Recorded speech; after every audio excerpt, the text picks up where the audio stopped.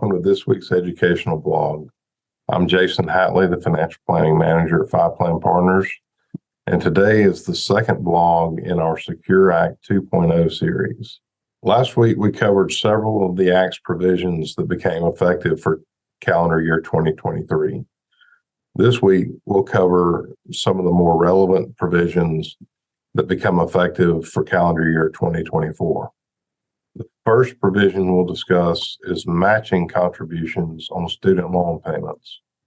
Beginning in 2024, both private and governmental employers will be able to make matching contributions in the retirement plans on qualified student loan repayments. Qualified student loan repayments is broadly defined as payments on any indebtedness incurred by the employee for the higher education cost of the employee.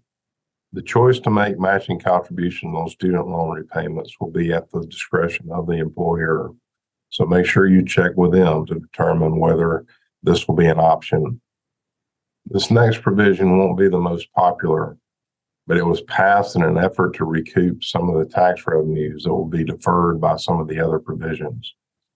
Beginning in 2024, all catch-up contributions will now be required to be made on a Roth basis. As you probably know, once you reach the age of 50, you're able to make additional contributions over and above the normal limits in a given year. These catch-up contributions will now be required to be made as Roth contributions. There will be an exception for employees with compensation of $145,000 or less, indexed for inflation in the prior year. So if your total compensation for 2023 is $145,000 or less, then you'll still be able to make tax-deferred catch-up contributions in 2024. One important item to note is that this income exception of $145,000 or less is assessed on an individual basis.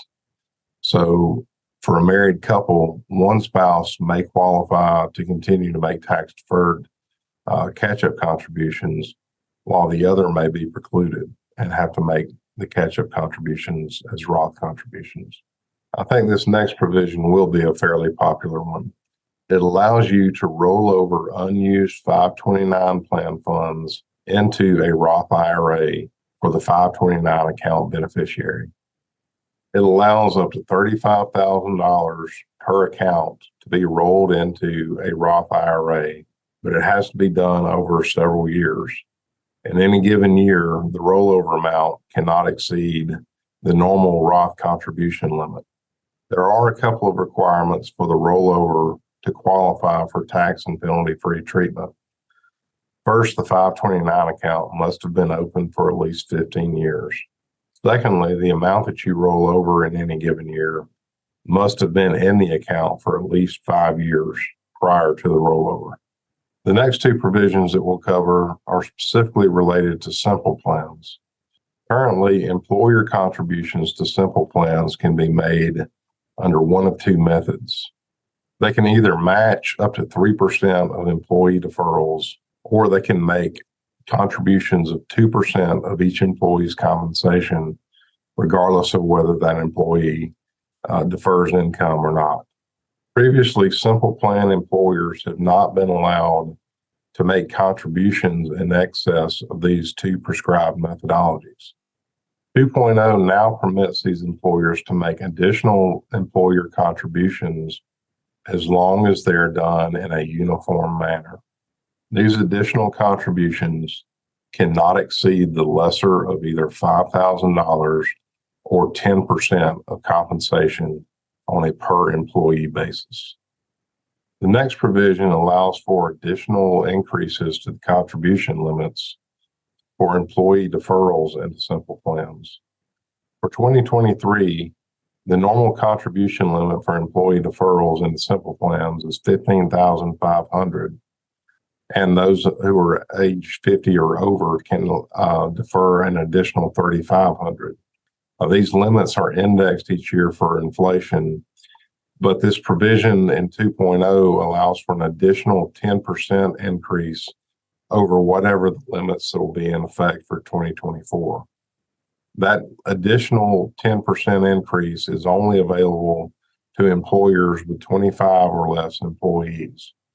These additional contribution limits are also available to simple plans with up to 100 employees, but the employer must increase their employer contributions either to a 4% match of deferrals or a 3% non-elective contribution.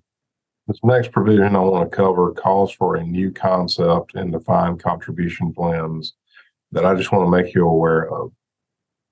It allows employers to adopt an emergency savings account plan and automatically enroll non-highly compensated employees.